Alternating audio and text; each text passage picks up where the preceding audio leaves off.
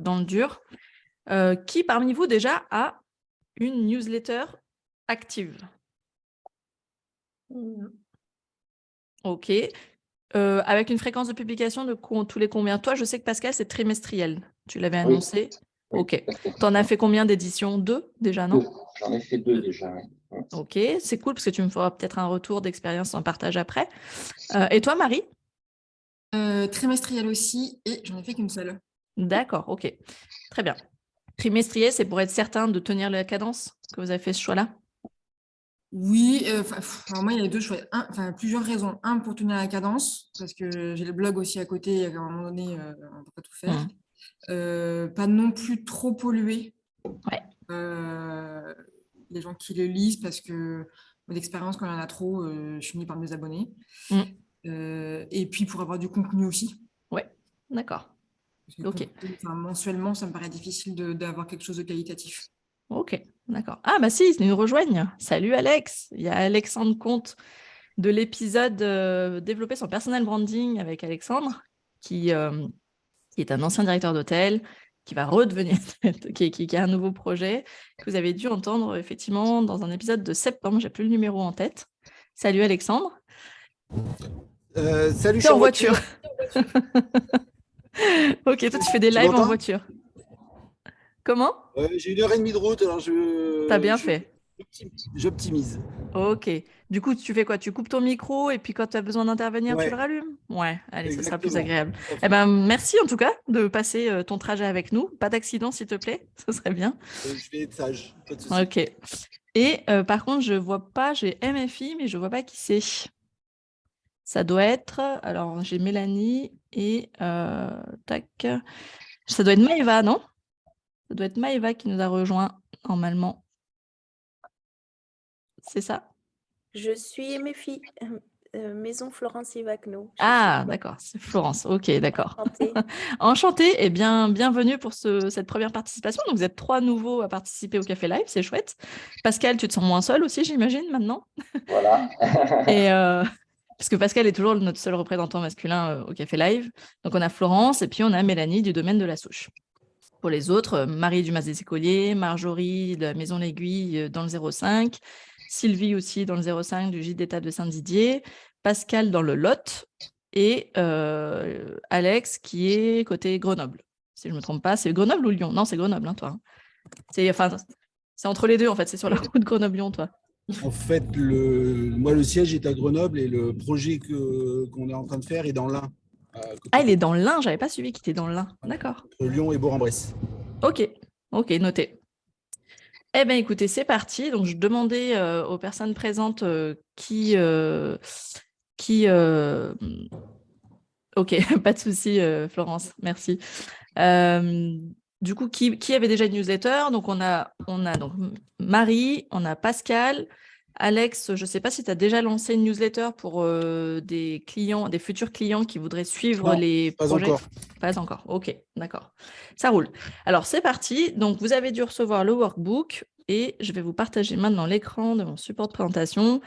Alors, pour les personnes qui n'ont pas l'habitude, soit aujourd'hui, soit demain, vous recevrez tous les supports. Donc, vous avez déjà le workbook. D'ailleurs, vous avez dû voir que ça y est, cette fois, j'ai enfin réussi à faire un workbook où on peut écrire dedans sans que ça fasse n'importe quoi au niveau de la typo, parce qu'il y avait parfois il y a des supports qui marchaient et d'autres qui ne marchaient pas, mais j'ai enfin trouvé comment je pouvais faire un PDF remplissable correct. Donc, si vous testez, là, il est vraiment remplissable et on peut aller à la ligne, ce qui n'était pas forcément le cas avant. On m'avait fait plusieurs fois la remarque et voilà. Donc, vous recevrez un mail avec, le support de présentation parce que je ne mets pas toujours les mêmes... Enfin, il y a plus d'exemples dans le support de présentation que dans le workbook. Le workbook étant vraiment pour vous. Il y a le replay, bien évidemment. Il y a un bonus que je vous ai promis, que je vous présenterai tout à l'heure. Il y a un bonus avec 6 scripts d'email. C'est des exemples, c'est pour vous inspirer pour éviter ce syndrome de la page blanche. Le workbook, le replay, et puis voilà, je crois que c'est tout. Et puis demain sortira l'épisode en version raccourcie de ce sujet-là. Donc, en fait, c'est un sujet que j'ai déjà préenregistré en fait, sous format épisode. Mélanie, par exemple, si tu as peut-être plus l'habitude de les écouter en version raccourcie. Et voilà, ici, là, tu auras beaucoup plus dans le replay la notion de partage d'expérience avec les autres participants, alors que la version podcast est vraiment plan d'action et solo. Voilà, c'est pas un épisode où je fais le replay en version audio, en fait. Alors, lancez votre newsletter avec mon plan d'action. On est bien d'accord que le prérequis pour ce Café Live, c'était que je ne m'attarde pas sur le fait d'avoir constitué ou pas sa base d'email. Ça, c'était dans un des précédents Café Live, à savoir développer sa liste email. Si vous ne l'avez pas regardé, n'hésitez pas à le retélécharger ou vous me dites et puis je vous l'envoie directement par mail, ça évite de devoir se réinscrire, etc. Par exemple, Mélanie, je ne sais pas si tu l'as et si tu en as besoin, tu me diras en fin de session. Voilà, donc là, je pars du principe que l'idée, c'est pas de savoir comment collecter des adresses email. Ça, c'était l'étape 1 qui était préalable. Et maintenant, c'est OK, vous avez une base d'email, qu'est-ce qu'on en fait? Là, on en est vraiment là. En termes de planning sur le Café Live, je propose en général de dérouler mon support. Par contre, quand il y a des questions qui viennent vraiment sur le sujet de l'instant T, n'hésitez pas à me couper pour justement apporter un retour extérieur, une critique, un partage, une confirmation, un exemple. D'accord? C'est l'intérêt du Café Live, c'est que ce soit participatif. Et en général, ça l'est plutôt, c'est plutôt intéressant. Tout le monde se nourrit un peu des idées des autres. Surtout que là, on a des personnes qui ont déjà lancé une newsletter, donc ça va venir aussi compléter un peu l'expérience. Donc pour les personnes qui ne me connaissent pas, mais qui du coup me suivent déjà au travers des podcasts ou qui me connaissent d'une précédente vie comme Alexandre, donc moi je suis une ancienne consultante marketing digital B2B. Et ensuite, je suis devenue 4 ans community manager dans une destination touristique qui est le Dévoluy dans les Hautes-Alpes. C'est pour ça que Sylvie, je la connais bien. Et en fait, j'ai décidé à la fin de revenir dans l'entrepreneuriat, de mixer un peu le côté conseil aux entrepreneurs et aux dirigeants avec cette notion de tourisme. Du coup, ça a donné le podcast et les cafés live maintenant. Donc, c'est vraiment aujourd'hui accompagner les hébergeurs touristiques pour booster leur visibilité en ligne. Donc, le programme de cette matinée, enfin 7h30, introduction, avant de se lancer dans la newsletter, quelques questions, quelques prérequis à se poser. Ensuite, on va parler de solutions d'emailing en fonction de vos besoins. Et là, Marie et Pascal, je vous demanderai par quelle solution vous passez. Ensuite, quelques conseils pour créer votre modèle de newsletter quand vous allez démarrer, parce qu'en fait, tout part de là. C'est effectivement, avant de se dire « je mets quoi », c'est plutôt, elle va ressembler à quoi, quelles vont être les sections, et vous verrez qu'en fait, en ayant un modèle de newsletter, c'est beaucoup plus facile de se lancer à la créer, parce qu'en fait, on a des cases à remplir, et c'est beaucoup moins compliqué que d'avoir tout à construire. Et en plus, pour le lecteur, pour l'abonné, ça lui donne, en fait, ça remet en place votre identité visuelle, votre charte graphique. Du coup, ça fait un rendez-vous et on reconnaît. C'est une newsletter qui devient reconnaissable parce qu'elle a des rubriques. Comme quand on achète un magazine et qu'on est abonné à un magazine, il y a des rubriques qu'on adore, il y a des sections qu'on aime bien regarder, etc. C'est le même principe. Et puis, la partie un peu contenu, qui, une des questions de Marie tout à l'heure, c'était qu'est-ce que je vais y mettre dedans ? Des idées de sujets de contenu et mon fameux bonus avec des scripts d'email. Allez, c'est parti. Donc, avant de se lancer dans sa newsletter, avant de se lancer dans son projet de newsletter, quelques questions et quelques rappels. Hop. Alors, quelques points à valider, dont je disais en préambule, une liste email. Alors, si parmi vous, il n'y a pas encore de personnes qui ont mis un système en place pour collecter des emails, je rappelle qu'il y a différents moyens. Le plus basique, c'est de mettre un formulaire d'inscription à sa newsletter sur son site internet. Et quand je parle de formulaire d'inscription newsletter, il faut le mettre partout, sur toutes les pages, pas uniquement sur la page d'accueil et pas uniquement sur la page de contact, c'est sur toutes les pages. Il y en a qui optent pour la version pop-up, ça c'est votre choix, c'est votre libre choix. Et il y a aussi le lead magnet, donc ce fameux freebie, un bonus qu'on a déjà évoqué donc, dans un précédent live. C'est un support qui est vraiment utile aux futurs voyageurs et qui va lui donner envie de le télécharger parce que ça va vraiment être quelque chose qui répond à son besoin immédiat. Et c'est vraiment quelque chose qui est concret, pratique et rapidement consommable. Pour l'exemple, Marie, de mémoire, tu as fait une checklist, un inventaire de ce qu'il y avait dans ta maison du Mas des Écoliers. Et du coup, ça permet aussi de montrer que, le panel d'équipements que tu as aussi pour les familles. Donc voilà, c'est aussi quelque chose qui te facilite ton organisation à toi. Ça évite de répondre trop à des questions. Enfin, c'est le principe, mais finalement, les gens posent toujours des questions.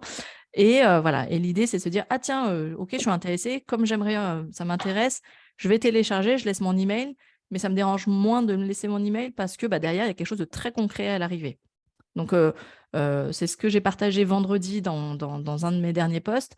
C'est qu'un bon freebie, c'est vraiment quelque chose qui nous fait gagner du temps et qui répond à une demande urgente, à un instant, qui répond vraiment à ce qu'il veut plus que ce dont il a besoin. Parce que parfois, le client ne sait pas vraiment ce dont il a besoin parce qu'il ne sait pas ce que nous, on est en mesure de proposer. Par contre, il attend quelque chose de manière urgente. Et c'est ça, comme un inventaire, effectivement.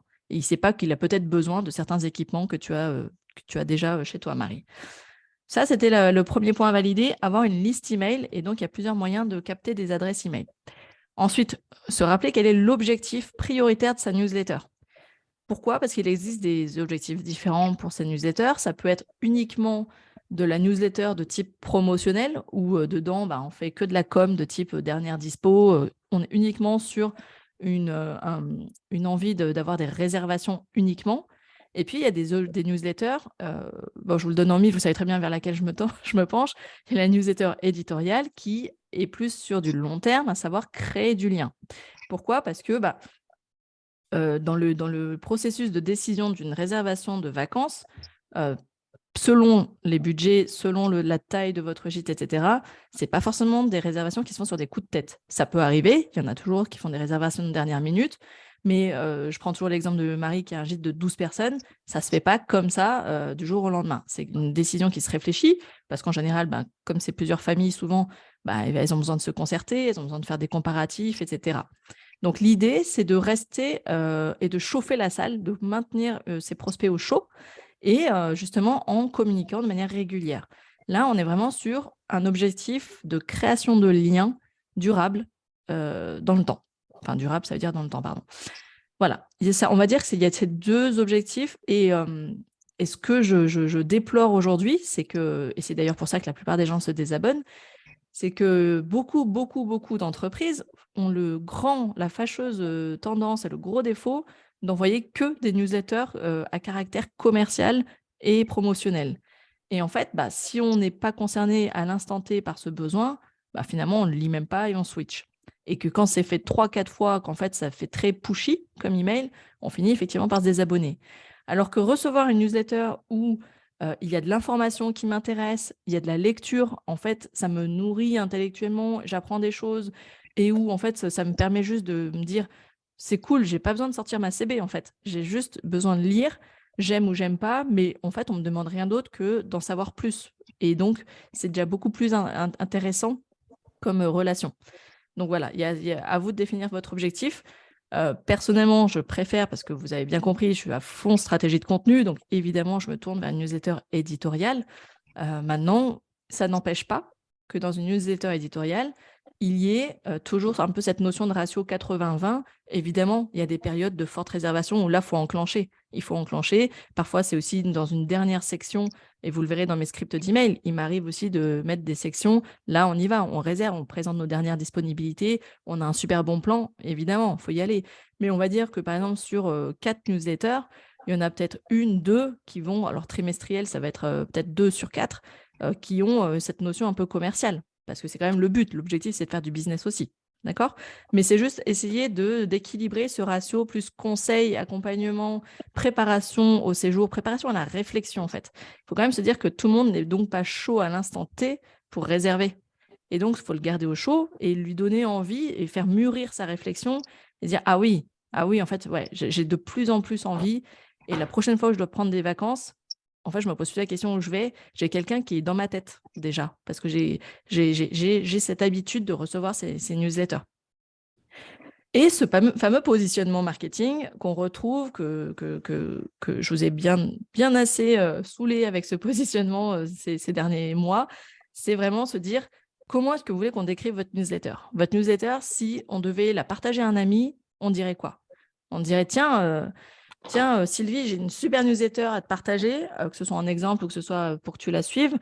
Cette newsletter, c'est une dose de bonne humeur. Ça me donne trop envie d'aller découvrir les Pyrénées.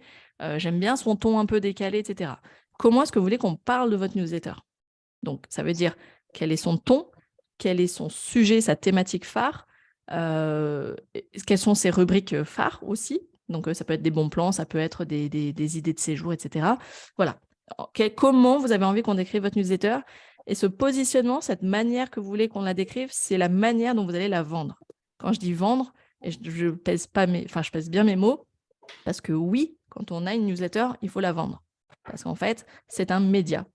De la même manière que vous vendez votre gîte sur les réseaux sociaux, vous devez vendre votre newsletter comme étant un média pour lequel il est vraiment indispensable de s'abonner, sinon on va rater quelque chose. On va rater des super conseils, on va rater des offres exclusives. Parfois, on peut aussi attirer les gens en disant il y a des offres exclusives uniquement dans la newsletter, ou il y a de l'avant-première aussi. Typiquement, un hébergeur a tout intérêt de dire, en t'abonnant à ma newsletter, tu auras l'info en exclusivité sur l'ouverture de mon calendrier de réservation, sur les dernières disponibilités, elles sont en priorité données aux abonnés pour qu'ils aient premier arrivé, premier servi, quoi. Donc ça peut être un avantage aussi, qui peut vraiment être intéressant quand on est hébergeur. Voilà pour les 3 premiers points à valider. Et on aborde la partie un peu plus opérationnelle, à savoir choisir sa solution d'emailing pour commencer. Pour choisir sa solution d'emailing, pour ceux qui ont regardé déjà le workbook, je vous pose quelques questions parce que déjà, ça va clairement filtrer un peu les outils. Je vous ai mis les logos des plus connus, à savoir System.io, qui est une grosse plateforme de type un peu CRM, qui permet de faire des sites internet, qui permet de faire des blogs, qui permet de faire des newsletters, etc. ConvertKit, qui est la mienne, celle que j'utilise. Il y a Mailchimp, qui est très connu, avec laquelle j'ai longtemps travaillé, mais là, pour le coup, je suis partie sur autre chose. Il y a anciennement Sendinblue, qui s'appelle désormais Brevo, qui est français, contrairement à ce qu'on pourrait croire quand on regarde son nom. Brevo, qui est apparemment la contraction de Bravo et bref, je crois, ou je sais plus, il y a un truc que j'ai lu, Bravo et Brevo, et MailerLite. Alors, toutes ces solutions-là, quelles qu'elles soient, elles ont une version freemium qui permet de l'utiliser pendant un long moment, jusqu'à à peu près, je crois, parfois ça va de 1000 à 2000 emails inclus. 2000 emails de contact, intégrés dans la base, ce qui laisse quand même encore un peu de temps. Je ne sais pas combien vous en êtes, vous, Marie, Pascal, sur votre base d'email, mais l'intérêt d'avoir cette version gratuite, c'est qu'on peut l'exploiter longtemps et qu'on peut aussi tester d'autres. Comme elles ont toute une version freemium, on peut aussi se donner la possibilité de faire des tests, d'en essayer quelques-unes. Parmi les critères que vous pouvez aussi mettre en place dans votre sélection d'outils, c'est la langue, parce que typiquement, ConvertKit, celle que j'utilise, elle n'est qu'en anglais. Donc, est-ce que pour vous, la langue française est un indispensable ou pas dans le choix de votre solution? Est-ce que vous voulez que ce soit une solution qui soit made in France? Vous voulez privilégier des solutions françaises? Le tarif, bien évidemment, le nombre d'emails inclus dans la version freemium, parce que je vous invite vraiment à démarrer avec la version freemium pour vous faire une bonne idée, et quelles sont les fonctions incluses. Parce que parfois, il y a des solutions qui proposent, par exemple, d'avoir tout un script, toute une séquence d'emails, c'est inclus ou pas inclus, c'est-à-dire la séquence d'emails, ça peut être une séquence de bienvenue quand on vient de s'inscrire à la newsletter. On peut dire à J0, on envoie un newsletter. À J+5, on envoie autre chose, etc. On peut dire qu'il y a dans une séquence de bienvenue, on peut avoir 3 emails, par exemple, jusqu'à ce que ça rentre vraiment dans le circuit. Voilà, quelles sont les différentes fonctions? Ça, c'est toutes les questions que vous pouvez vous poser. L'idée, c'est pas de prêcher pour l'une ou l'autre, ça dépend vraiment des affinités de chacun. Mais pour ceux qui n'avaient vraiment pas du tout d'idée de solution d'emailing, je voulais vous parler au moins de celles-ci, qui ont toutes vraiment plutôt des bons retours. Je suis énormément de newsletters dans ma sphère marketing, et en fait, je vois de tout. Principalement du ConvertKit, du MailerLite et du System.io. Clairement. Sendinblue, pas tant que ça. Je crois que c'est Sylvie. Sylvie, je crois que tu as Sendinblue, si je ne me trompe pas, non? Oui, j'ai tenté une en fait en mars. Ouais. Je suis passée par là, Mais ouais, justement, T'es peut-être pas convaincu, c'est ça? pas convaincue. Ça a été fastidieux et je pense que pour la deuxième, ça va me demander encore énormément de temps. Tu vois, c'est ça que je regrette, c'est que ce que j'ai préparé, eh ben, je pense que voilà, déjà il y a l'habitude qui doit s'installer, plus la prise en main qui est pas simple, quoi. Les envois sont assez. Je crois que c'est 300 adresses, tu vois. Ah oui, d'accord. Ouais, c'est il me semblait que je l'ai mis dans le workbook. Si je regarde vite, tac, tac. Si je regarde très rapidement dans la page là. Donc, ouais, c'est vrai que ça m'a pris vachement de temps, quoi. Sendinblue. Ah oui, j'ai pas mis le nombre d'emails, ouais, effectivement. Parce que aussi, j'ai pris T'as pris quoi, toi, Marie? Sendinblue. Ouais. Après, on pourra en reparler, mais sur les aspects techniques, ça n'a pas envoyé le mail aux 3/4 de ma liste. Ah, ça n'a pas délivré. Ah oui, d'accord. Ok. Les adresses email étaient pourtant correctes. Ouais. D'accord. Ah ouais. Donc ça, effectivement, la délivrabilité, alors compliqué de juger parce que tu vas te baser uniquement sur des informations que la société te donne en disant on a 99% de taux de délivrabilité, etc. Effectivement, c'est compliqué de se dire, mais si c'est... et tu as trouvé des avis qui disaient que c'était assez courant, ça, ce problème, Marie? Non, j'ai pas eu le temps de regarder après, mais Okay. La raison qui était donnée, c'est parce que j'ai une partie de ma liste que j'ai importée Ouais, ce que je comprends. et ça leur plaisait pas. Ah, il n'y a peut-être pas eu l'opt-in, c'est pour ça? Ouais. Peut-être, ouais. Effectivement, alors c'est un sujet que c'est bien que tu le soulèves. Effectivement, quelle que soit la solution d'emailing, ces solutions-là préfèrent toujours en fait que les emails arrivent depuis un de leurs formulaires d'inscription, un de leurs collecteurs, parce qu'il y a leur système d'opt-in.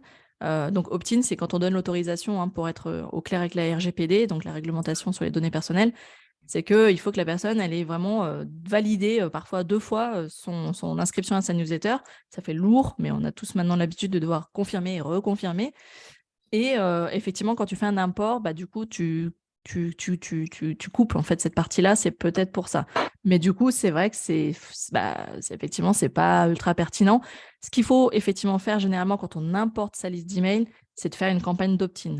C'est effectivement prendre ta base et envoyer en fait un email de vous étiez inscrit, j'ai changé une plateforme où je lance ma newsletter, merci de reconfirmer. C'est super lourd, tu vas en perdre, mais au moins ceux qui restent, ce sera des personnes qui ont envie de te suivre.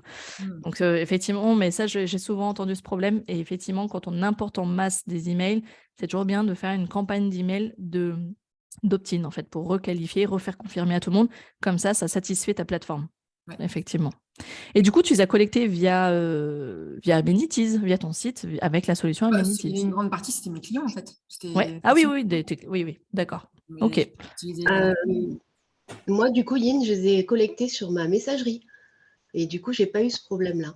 D'accord. Quand tu les as importés, tu n'as pas eu de problème? Non, il m'a fait un tri, il m'a trié les doublons. Ouais. J'ai retrouvé toutes mes adresses. Mais par contre, en ouverture, j'ai imprimé justement, j'ai eu que 52%. En taux d'ouverture, c'est quand même pas mal, hein? C'est déjà pas mal. Non, c'est pas mal. Tu regarderas les taux, je les ai mis dans le workbook, les taux moyens d'ouverture. Moi, en général, je suis à 60. Je trouve que c'est plutôt pas mal aussi. Les taux d'ouverture, en moyenne, on est plutôt sur des mails standards, on est plutôt sur du 30. D'accord, ok. Après, j'avais fait un vrai tri dans la boîte. Vraiment, donc j'avais importé. Ce qui est important de regarder, c'est ce qu'a précisé Marie, c'est effectivement le taux de délivrabilité. Sur tes 200 mails que tu as envoyés, est-ce qu'il y a bien 200 mails qui ont été reçus? Ok. Rien que ça. Ça, c'est déjà important. Déjà, d'aller vérifier pourquoi, parce que si effectivement, tu en perds 50%, déjà, il y a un gros souci quelque part, dès le départ. Pascal, tu utilises quoi comme solution? Sendinblue aussi. Ok, tous Sendinblue, ok. Et ton retour, parce que toi... ça s'interface bien avec WordPress. Ouais. Moi, j'utilise la version gratuite, ça me suffit largement. Ouais. Et tu en es plutôt satisfait? Oui. Moi, j'ai fait, par exemple, pour le freebie, j'ai fait un scénario pour envoyer un mail une semaine après, par exemple. Ça fonctionne très bien. Ouais. Tu as fait ta petite séquence de bienvenue, quoi. Oui. Super. Ouais, effectivement, j'ai des doutes sur la délivrabilité. Ouais. J'ai un taux d'ouverture que je trouve faible. Qui est de combien, si ce n'est pas trop indiscret? T'es à moins de 30%? Oui. Ouais, effectivement, il y a un souci. Regarde, tu iras vérifier le nombre d'emails reçus par rapport au nombre d'emails envoyés. Est-ce Et- que, parce que moi j'avais essayé Sendinblue, mais pas pour la Maison de l'Aiguille, pour un autre projet. Et puis je l'avais testé, puis avec des adresses Gmail, et puis ça arrivait directement dans les spams. Donc est-ce que je Ouais, sais mais pas spam, si c'est quand même délivré. Enfin, c'est quand c'est même c'est délivré. bloquant, mais ça reste pour eux, c'est considéré comme du délivré. Après, c'est le taux d'ouverture du coup doit C'est le taux baisser. d'ouverture qui est pourri du coup à cause de ça, ouais. Tout à fait. Est-ce qu'il y a un système qui est plus Alors, spécialisé Sendinblue, est-ce que qui les passe mieux autres- les filtres, tu veux dire? Ouais. Même pour Je- toutes les adresses Hotmail, ça filtre beaucoup, ça va Ouais, les dans les Hotmail et spams, Yahoo mais en les général. Gmail, en général, ça. Les Hotmail Yahoo, Ça va. effectivement, ça a tendance à bloquer. La meilleure solution, en fait, c'est que quand les personnes s'abonnent, à ce moment-là, tu leur fais bien reconfirmer en opt-in. C'est ça qui fait bloquer, en fait. C'est quand ils n'ont pas fait cette reconfirmation d'inscription. C'est ça le vrai point. Moi, je voulais donc, il y a toutes ces solutions-là d'emailing un peu de plateforme standard, et je voulais vous présenter pour les personnes qui ont trouvé que c'était effectivement fastidieux ou qui n'ont pas du tout démarré et qui peut-être n'ont pas envie de commencer par ce type de solution. Il y a une plateforme que vous connaissez peut-être ou pas. Vous avez peut-être des newsletters auxquels vous êtes abonné qui passent par cette plateforme. C'est la plateforme Substack. Est-ce que ça vous parle? Pas du tout. Tant mieux, parce qu'au moins, vous allez apprendre quelque chose. Substack, c'est un peu un mix entre le blogging et la newsletter. En fait, Substack, c'est une plateforme gratuite qui est hyper simple et intuitive. Et en fait, ça vous permet donc c'est une plateforme en ligne qui vous permet de créer un compte, de créer des newsletters comme un blog, mais ça envoie une newsletter. Pour vous montrer un petit exemple, je vais vous partager, vous montrer des exemples de mails que je reçois qui utilisent Vous voyez l'email que je viens d'ouvrir ou pas? Ouais. Donc ça, c'est un email qui est envoyé. Donc c'est dans ma boîte mail. Comment? On voit pas le mail. le truc Substack, mais on voit pas le mail. Ah, pardon. Ok, il faut que je change d'écran. Tac, tac, tac. Il est où? Attendez. Ah là. Hop. Voilà. Donc là, typiquement, vous voyez normalement cette fois l'email. Ok. Donc là, c'est un email que je reçois dans ma boîte mail. Vous voyez qu'il est, il est charté, etc. C'est du contenu ok normal. Et en fait, ça, c'est quelque chose qui se retrouve. Donc, il y a une application mobile, on peut le découvrir donc, via une application mobile, mais ça se retrouve, pardon, et du coup, ça a encore switché, tac, ça se retrouve sur la version web. Voilà, donc ça, c'est la version web. Là, je suis sur le site web. L'intérêt, c'est quoi? C'est que chacune de ces newsletters, elle a une page web, et donc elle a une URL, et donc elle va gagner en référencement naturel. Ça, déjà, c'est hyper intéressant. C'est vraiment le combo parfait pour les personnes qui voudraient un blog sans avoir à créer tout ce système de blogging sur son site web.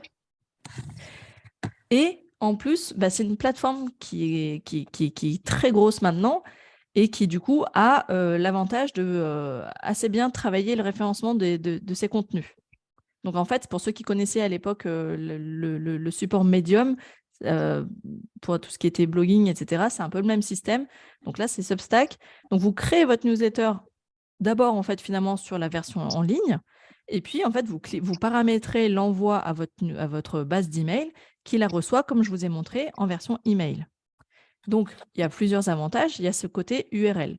Ce qui veut donc dire qu'en fait, vous pouvez archiver tous vos emails et du coup, dans un email, dire je vous avais parlé de ça dans la newsletter du mois d'avril, vous mettez le lien. Du coup, on peut revenir sur la newsletter d'avant. Ça, c'est intéressant aussi. Et la personne, quand elle s'abonne à votre newsletter, elle peut revenir. Là, je vois que je suis sur la 55, sur celle-ci. Je peux me dire, mais OK, donc j'en ai plein, comme des épisodes de podcast, c'est-à-dire que j'en ai plein à rattraper. Et l'avantage, c'est que je peux aller sur sa page et aller voir tous ses anciens emails. Et il y a un moteur de recherche. Donc, en fait, on est vraiment dans ce mix de blog et newsletter. Donc, et ce qui est très, très intéressant aussi, et ce qui finalement, ce que j'aime bien, c'est qu'il n'y a pas de chichi sur la mise en page, en fait. C'est ultra simple. Vous voyez, il n'y a pas de... On peut mettre des images ou pas, titre, il n'y a pas de choix de couleur, enfin, c'est ultra simple, on va au contenu. L'essentiel va au contenu. Et ça fonctionne basiquement avec des liens. On peut intégrer des liens, des images, etc. Il y a quelques petites mises en page comme ça, comme là, vous pouvez voir, pour quand on met, par exemple, des citations. C'est du basique, mais finalement, ça fonctionne parce qu'on va à l'essentiel. On va à l'essentiel, c'est le contenu plus que la forme. On est vraiment dans le fond plus que la forme. Et ce qui peut aller encore plus loin, mais je ne pense pas qu'on en soit là dans votre cas, ce qui est très intéressant, c'est qu'il y a beaucoup de créateurs de contenu. C'est le cas, par exemple, de Maud Alaves ou c'est le cas de beaucoup d'autres de rédacteurs web qui font des newsletters de conseils. Et puis, en fait, il y a une version payante de leur newsletter pour aller plus loin. Et du coup, en fait, Substack permet d'envoyer des newsletters gratuites, mais on peut créer aussi un système d'abonnement à sa newsletter et donc monétiser sa newsletter avec des conseils supplémentaires. Donc, bon, dans votre cas, je ne pense pas que ce soit une fonction qui sera intéressante pour vous, mais savoir que voilà, c'est intéressant et je crois qu'il y a un taux de commission, évidemment, mais qui reste moindre vu la simplicité de l'outil. Bon, on va dire que cette fonctionnalité, je ne vais pas m'attarder dessus parce que ce n'est pas ce qui va vous concerner. Donc, pour les personnes qui ne sont pas forcément à l'aise sur le fait, par exemple, de rattacher un collecteur d'emails sur leur site web, qui ne sont pas à l'aise ou qui, par exemple, leur site web n'ont pas la main dessus. Je sais que Sylvie, c'est ton cas, notamment. Tout rattacher à ton site web aujourd'hui, pour toi, c'est compliqué. C'est une solution alternative qui pourrait être intéressante parce que ça te sort de ton site web. Moi, je privilégie quand même idéalement que ce soit connecté à votre site, etc. Mais quand on est parfois coincé parce que notre prestataire, il est parti ou on n'a pas la main dessus, etc., cette version-là, elle est intéressante parce que vous allez pouvoir la mettre en place de manière très, très rapide. Je l'ai vraiment testé. Le système d'inscription, il est ultra rapide. Vous créez un nom. Vous pouvez rattacher, comme vous pouvez le voir ici, votre URL. Mais si vous voulez, vous pouvez rattacher votre URL à cette newsletter. Oui, vas-y Alex, tu as une question? Alex, tu avais une question? Faut que tu réactives ton micro, par contre, si tu as une question. Ah, bon, c'était peut-être une fausse manip. Donc voilà, cette solution-là, pour les personnes qui sont hésitantes, qui sont pas à l'aise, honnêtement, pour l'avoir testé, tu as presque l'impression de créer une page Word, hein, de remplir une page Word. Tu as titre 1, tu vois que tu as mise en page, tu as les titres 1, titre 2, etc. Ça se fait tout seul et ça t'édite. Et en fait, une fois que tu as créé ta newsletter, tu cliques sur le bouton « Envoyer ». Et bien évidemment, il y a ce collecteur d'emails qui existe pour chaque newsletter. Il est là. Vous le voyez là? Le collecteur, il est sur la page. Quand vous partagez un lien, vous pouvez dire allez voir ma newsletter, inscrivez-vous. C'est cette page-là. En fait, je crois même qu'on peut installer des collecteurs sur son site web directement via son site web parce que il peut nous sortir un widget spécial pour son site web aussi. Donc voilà, moi j'aimais bien cette idée et j'ai découvert il n'y a pas longtemps en m'abonnant à ces newsletters, je les recevais et puis je me disais donc par mail, etc. Et je vois qu'il y en a de plus en plus qui l'utilisent parce que j'en ai sorti plein des exemples d'emails. Celle-ci, par exemple, si je vous partage cette autre newsletter, hop, où est-ce qu'elle est passée? Celle-ci, je crois que vous la voyez. Voilà, je crois qu'elle passe aussi par soit ConvertKit ou soit aussi Substack, parce que je sais qu'il y en a beaucoup qui l'utilisent maintenant. Et en fait, on ne voit pas de grosses différences, quoi. Grosses différences. Et honnêtement, le rendu est tout aussi bien, je trouve. Est-ce qu'il y a des questions sur cette plateforme avant que je passe Comment? C'est gratuit? Oui. Ouais, je présente que des solutions gratuites, Marie. C'est mon truc, c'est mon dada, c'est solutions gratuites. Solution gratuite, vraiment avec cet avantage, si on pense SEO, donc si on pense référencement naturel, ça capitalise toutes vos newsletters au même endroit, comme un blog. Par contre, Il y a le moteur de recherche. Ça va aider au référencement naturel de la newsletter, mais pas forcément du site internet. Tout à fait. Ça là-dessus. Non, effectivement. Hormis que dans ta page de présentation, tu vas en fait partager, tu vas te présenter. Tu vas dire c'est quoi cette newsletter, à quoi on s'attend, et tu vas faire des liens vers ton site web. D'ailleurs, il y en a, je vais vous remettre un autre partage, si je vais sur Safari. Il est où mon Safari? Est-ce que tu avais une question, Alex, que je te coupe? Là, tu m'entends ou pas? Ouais, ça y est. Oui, ma question, c'était par rapport à la ligne éditoriale, tu disais tout à l'heure, quand tu as une newsletter avec Substack, par exemple, est-ce que tu conseilles d'avoir la même charte graphique et la même ligne éditoriale que ton site, ou de justement différencier pour que les auditeurs ne fassent pas le Alors, mélange on va personnaliser, je dirais, uniquement sur le choix des couleurs et effectivement, tu peux mettre ton logo, mais honnêtement, quelle que soit de toute façon la plateforme, je conseille qu'en termes de mise en forme, on retrouve uniquement tes codes couleurs. Les polices, ça sert à rien parce que c'est des polices standards. Voilà, logo et couleur et ton code couleur, ça suffit largement. Pour moi, ça suffit largement. Il n'y a pas besoin d'aller estampiller toute ta newsletter. La personne, de toute façon, elle s'est abonnée déjà. Donc, elle te connaît. Donc, en fait, tu n'as pas besoin de vraiment ultra charter ta newsletter. Je pense que uniquement le choix des codes couleurs et l'insertion de ton logo plutôt en bas de page qu'en haut de page, ça suffit largement. Ça marche, merci. Et du coup, là, pour vous montrer, je suis donc toujours sur la page web des persos de Maud, de sa newsletter, on voit qu'il y a des onglets. Donc, si je vais sur l'onglet Archives, je retrouve toutes ces newsletters. Donc là, OK, classées par date, etc. Il y a une page où elle se présente. Et donc, Marie, là, c'est une page, et c'est un lien de redirection, tiens, d'ailleurs.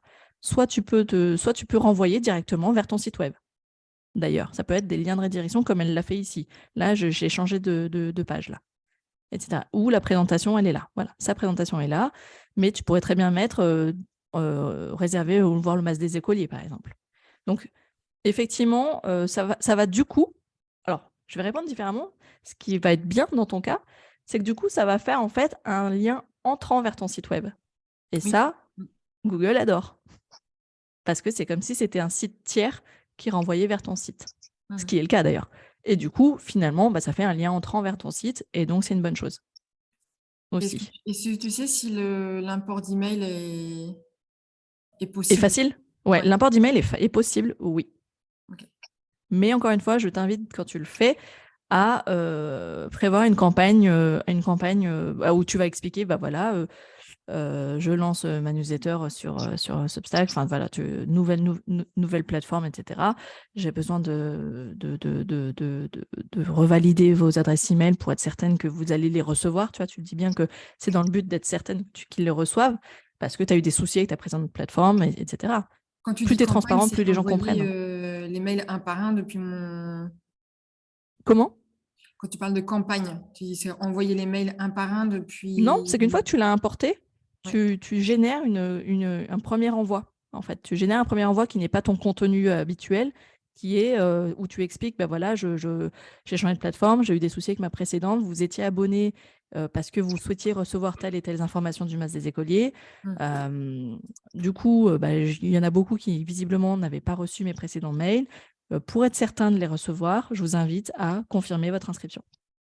Et là, ça t'a fait ta campagne d'opt-in. Je pose des questions novices, c'est-à-dire que confirmer l'inscription, c'est-à-dire que dans le mail, je peux inclure... Il y a un bouton. Généralement, la spécifique. plateforme te fait un bouton. Okay. Mais encore faut-il qu'ils les reçoivent au premier renvoi parce que...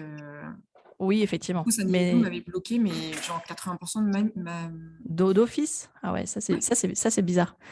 Ça, c'est très bizarre. Genre sur 120 contacts, il l'a envoyé à 25. Ah oui, d'accord. Écoute, moi, je te dis, ça vaut le coup que tu retentes avec une campagne d'opt-in en premier. Comme ça, tu vérifies si ça te permet de tester justement la délivrabilité avant d'envoyer une newsletter, une vraie. Okay. Aussi. Est-ce qu'il y a des questions sur la plateforme Substack? J'imagine que pour la plupart, j'ai cru comprendre que c'était une découverte pour tous. Premier retour à chaud, qu'est-ce que vous en pensez? Notamment pour les personnes qui ne sont pas du tout à l'aise sur le fait d'avoir un blog sur la site web. Du coup, vous voyez bien où je veux en venir, c'est que toutes les objections que j'ai eues depuis 1 an sur « je ne peux pas créer un blog, c'est compliqué de créer un blog », non, là, vous n'avez plus d'excuses parce que clairement, là, vous avez un blog doublé d'une solution de newsletter. Donc, en fait, vos newsletters, vous voyez que vous n'êtes pas limité en en nombre de caractères, bien heureusement. Donc, c'est des newsletters qui peuvent être hyper longues, il n'y a pas de souci. Je vous invite d'ailleurs à suivre les personnes Maud parce qu'elle parle beaucoup de sa stratégie de newsletter et elle explique voilà, comment elle a eu 10 000 abonnés en un an. Bon, elle délivre des conseils très personnel branding. Je la suis. Je m'inspire beaucoup d'elle d'ailleurs. Et voilà, vous verrez comment elle construit. Et c'est un vrai blog. Chaque article, c'est plein de conseils pour justement créer des posts. Elle est très LinkedIn, donc créer des posts très pertinents, etc., qui fonctionnent bien, etc. Bon, ça, c'est une aparté. Mais voilà, donc vous voyez, on peut même liker et commenter une newsletter comme on peut liker et commenter un blog. Il y a toutes ces fonctionnalités, mais c'est hyper simplifié. C'est ça qui est bien, c'est que pour le lecteur et pour le créateur de contenu, finalement, c'est vraiment intéressant dans le sens où c'est simple. Il n'y a pas de fioriture, en fait. Premier retour à chaud sur cette plateforme? J'ai une question. Oui. Du coup, moi, j'ai un blog et une newsletter que je fais. Oui.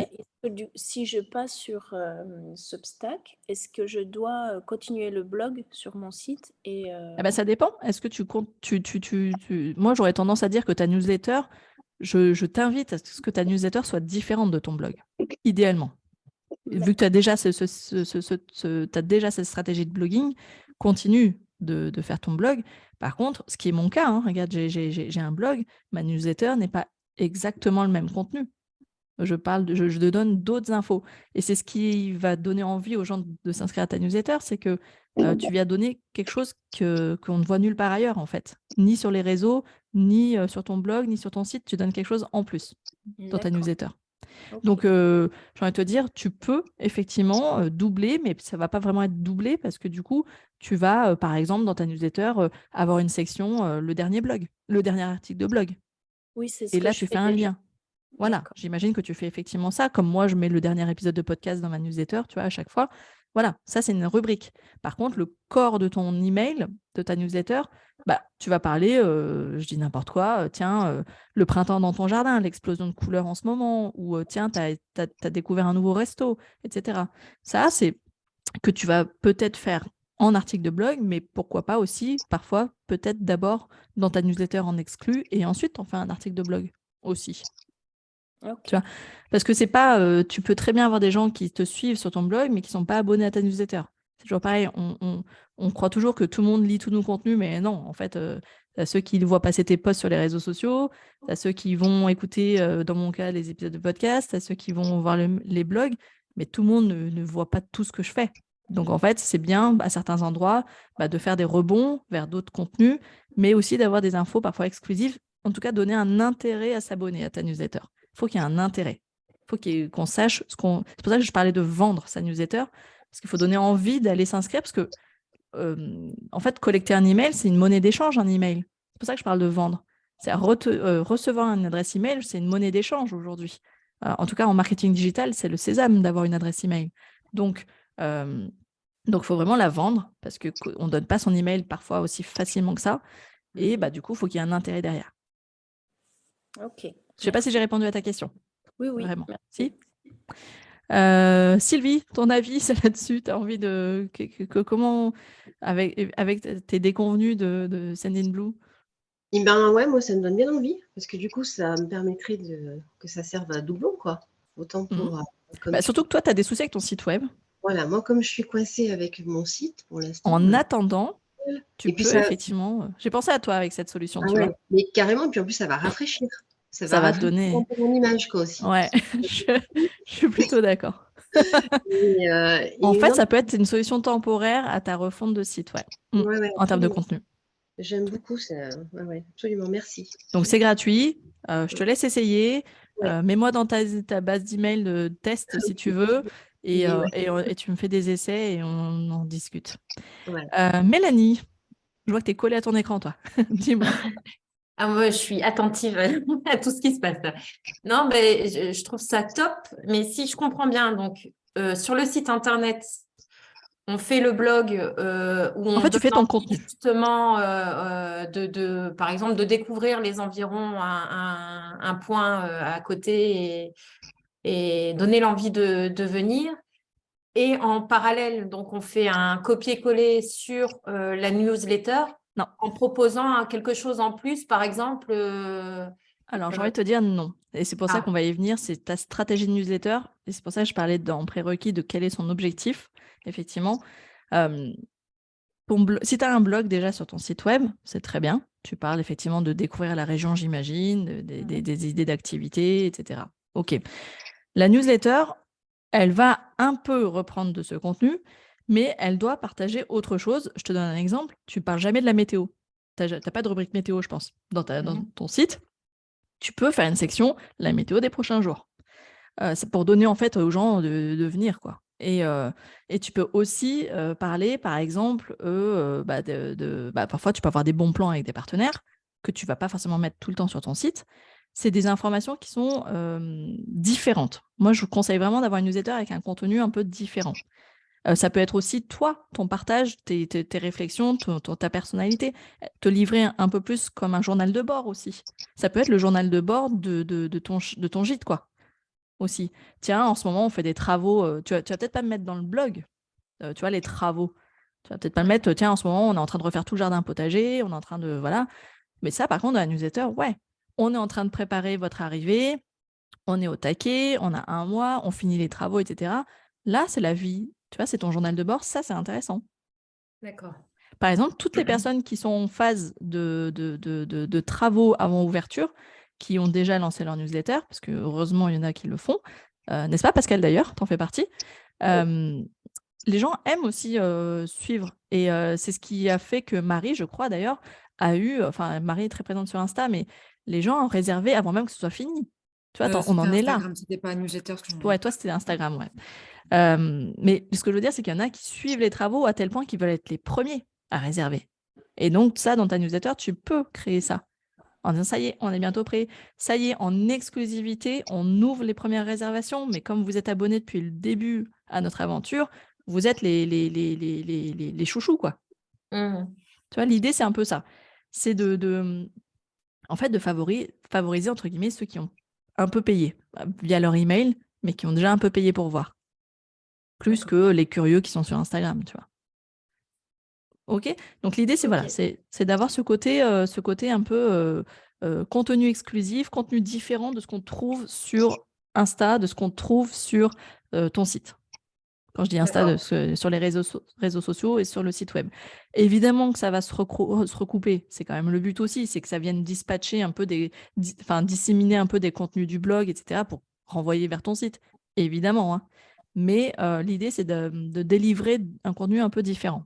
En l'occurrence, partager l'aventure du gîte, quoi, tout simplement, des propriétaires.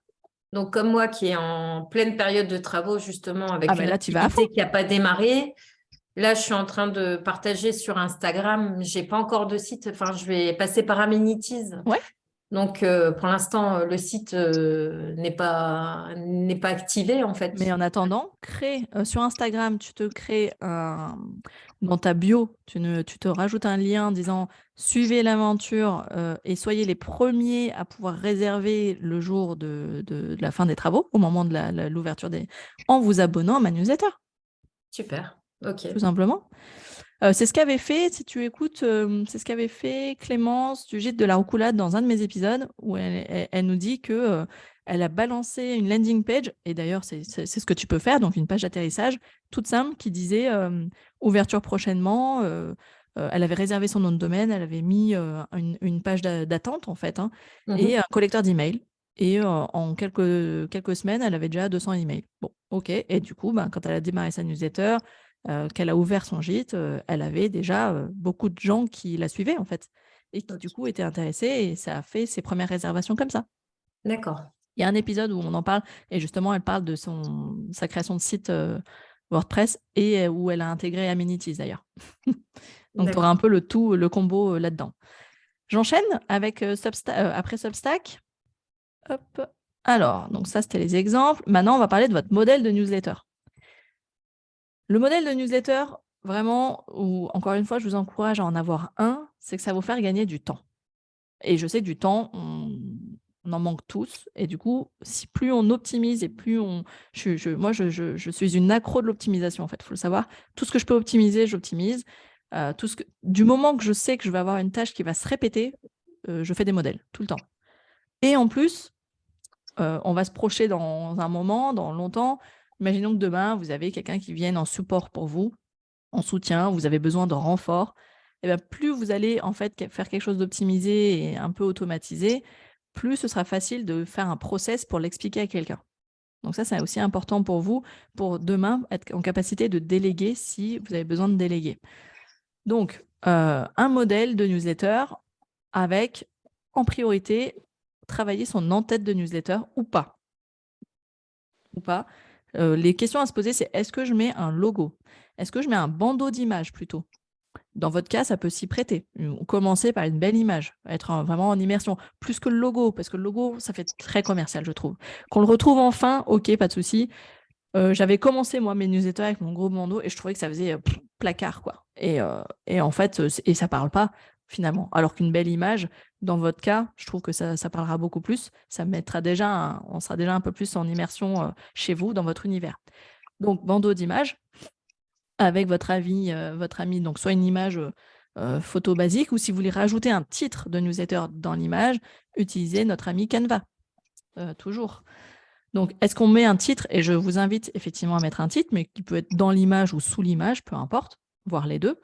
Là où je peux vous inviter, c'est travailler comme dans un article de blog, un chapeau d'introduction. Un petit chapeau qui est vraiment ce qu'on met souvent, qui dure 3-4 lignes, qui est souvent en gras, qui dit un peu l'humeur de cette newsletter, quoi. Qu'est-ce qu'on a dans cette newsletter? C'est un peu l'intro, c'est un peu le sommaire, où on peut retrouver le sommaire d'ailleurs. Et certains, selon la taille de la newsletter, au final, parce que des fois on s'emballe, on fait des newsletters qui sont super longues et c'est pas un souci, on peut faire des sommaires. Comme ça, on dit point 1, point 2, point 3, et ce sommaire, il est cliquable, ce qui fait que la personne, elle peut aller directement au sujet qui l'intéresse. En fait, il faut s'imaginer que cette newsletter, comme là, je parle uniquement des newsletters éditoriales, en fait, on va se comparer un peu à un magazine. On peut parler de plusieurs choses différentes au sein de sa newsletter, d'où l'intérêt de faire des sections et du coup de donner un peu à manger à tout le monde. Que chacun ira piocher le contenu qui l'intéresse. Et donc, on arrive sur cette réflexion sur les sections de votre newsletter, à savoir quelles sont les différentes sections qu'on va retrouver à chaque édition ou parfois seulement sur une ou deux. Et ce n'est pas grave parce que une fois qu'on a créé ces sections, en fait, on peut venir les copier-coller, quoi. C'est pas grave si elles n'y sont pas à chaque fois. Exemple de section, c'est la météo. La météo peut être très, très importante pour donner envie, en fait, notamment pour les réservations de dernière minute, évidemment, parce que quand vous envoyez une newsletter en avril et pour inciter les gens à réserver pour le mois de juin, évidemment, la météo, elle ne sert pas à grand-chose. Par contre, ça peut aussi être des photos ou un accès à des webcams, parce que votre office de tourisme a des webcams. Sur la plage, par exemple, si vous êtes en bord de mer, l'office de tourisme de Saint-Raph a des superbes webcams sur la plage. En fait, vous pouvez facilement faire des liens ou même télécharger des photos des webcams. Et ça fait ce côté un peu live dans votre newsletter. Vous pouvez très bien aussi avoir une section, la photo du mois. La photo du mois qui représente vraiment la location saisonnière. En avril, au mois de mai, tiens, il y a eu des chutes de neige. Ou Pascal, tiens, il y a eu une tempête. Voilà. Et ce côté un peu derrière, soutien, quoi. Et les gens, je pense que derrière, tu as eu pas mal de messages de soutien, j'ai cru voir. Oui, c'est vrai. Hein. Donc, tu vois, finalement, voilà, les événements, en fait, qui se passent au sein de votre location saisonnière, plus vous allez finalement les partager et plus impliquer les personnes, vos abonnés là-dedans, ils vont finalement s'intéresser humainement à vous. Et c'est ce qui finit par créer ce fameux lien. Ce fameux lien. Les idées d'activité, bien évidemment. Ça peut être le zoom sur. Ça peut être une section qui peut être intéressante. C'est zoom sur un prestataire, un partenaire, une activité, un resto, ce que vous voulez. C'est au choix. Et chaque mois, ça peut, ou chaque trimestre, ça peut ouvrir la porte à plein de possibilités. Le zoom sur, c'est un peu la section un peu facile à placer parce que on peut parler de tout et n'importe quoi parce que le sujet peut être différent. Ensuite, donc ces sections-là, c'est les sections que je vous invite à travailler. On peut en reparler, on va pouvoir échanger là-dessus. Et puis, il y a les éléments du footer. Donc, le footer, c'est vraiment le bandeau du bas où, évidemment, on remet ses coordonnées, dans votre cas, vos coordonnées complètes, donc l'adresse, etc. Voire, pourquoi pas, une petite image avec la carte de France où vous mettez votre point, histoire de bien situer pour ceux qui sont mauvais en géographie, qui ne savent pas du tout où vous êtes. J'en parlais une fois avec une hébergeur qui était en Gironde, qui me disait que les gens adoraient son compte Instagram, etc. Et ils voulaient réserver. Ils ne savaient même pas où elle était, ils s'en fichaient. Ils voulaient réserver chez elle et ils s'en fichaient. Donc ça, c'est quand même drôle. Je crois que c'est le compte des Sequoia. Oui, c'est ça. Les Sequoia, je crois qu'il y en a beaucoup d'entre vous qui les suivent. Ils sont en Gironde. Même moi, à un moment donné, je ne savais même plus où ils étaient. Et, je crois qu'ils ont 50 000 abonnés sur Instagram maintenant. Et justement, elle doit pas bientôt venir sur le podcast. À tel point que voilà, les gens adoraient leur projet de rénovation, de décoration, etc. Ils voulaient venir voir. Ils voulaient venir séjourner, peu importe où c'était en France. Donc ça, c'est quand même drôle, je trouve. Donc les éléments du footer, donc les coordonnées complètes, les liens vers vos réseaux sociaux, votre adresse email pour vous répondre ou pour vous écrire, votre site web, bien évidemment. On va dire ça, c'est les bases. Voilà. La vraie question, c'est quelles sont les sections de votre newsletter? Et en fait, en créant des sections, vous verrez que c'est plus facile à remplir. Parce que vous savez que, en fait, vous remplissez, c'est un modèle à remplir et à compléter. Et c'est ce que je vous ai mis dans le guide de PDF, normalement. Hop, ne bougez pas, attendez. Hop, voilà. C'est plus simple, voilà. Dans la partie « Créer votre première newsletter », votre premier modèle, je vous mets effectivement là, et c'est... Ouais. Oui, c'est bon, ça marche. Et donc, l'en-tête, je vous pose des questions. Et en fait, l'idée, c'est vraiment que vous commenciez à préparer. Les témoignages aussi, j'ai oublié de le dire. Les témoignages, évidemment. Mettez le ou les derniers avis. Et bien évidemment aussi, le petit bouton, vous êtes venu, vous n'avez pas eu le temps encore de laisser un témoignage sur Google. Allez-y, petit lien. Ça, c'est toujours intéressant aussi. Mais voilà, ça peut tout simplement aussi, de témoignage, faire une capture d'écran d'un avis Google ou copier-coller et dire, voir d'autres avis et vous faites le lien vers les avis Google. Ça peut aussi être ça. Les témoignages, ça marche très, très bien. Hein. N'oubliez pas, c'est vraiment ce qui finit souvent de convaincre les futurs voyageurs, c'est de lire les témoignages parce que ça les rassure. Est-ce que là-dessus, on peut partager, Pascal, Marie, sur ce que vous avez mis comme contenu, avec Sylvie aussi, ce que vous avez mis comme contenu dans votre newsletter? Comment elle s'articule si on le déroule en fait de haut vers le bas? Vous avez mis quoi? Allez, honneur aux hommes pour une fois. Pascal? Moi, j'avais aucune stratégie, hein. Franchement. Les 2 premières que j'ai faites, c'était complètement au feeling. Ouais. Donc, moi, c'est complètement de l'éditorial, effectivement. L'idée, c'est de donner envie de venir. Mmh. Voilà, donc, le corps, c'est plutôt une sorte de journal de bord? C'est plutôt une sorte de jeu, comme un, je ne vais pas dire journal intime, mais plus journal de bord, effectivement, sur la vie du gîte, les travaux, etc. Non. Non, purement sur la région, les activités à découvrir, ce genre de choses.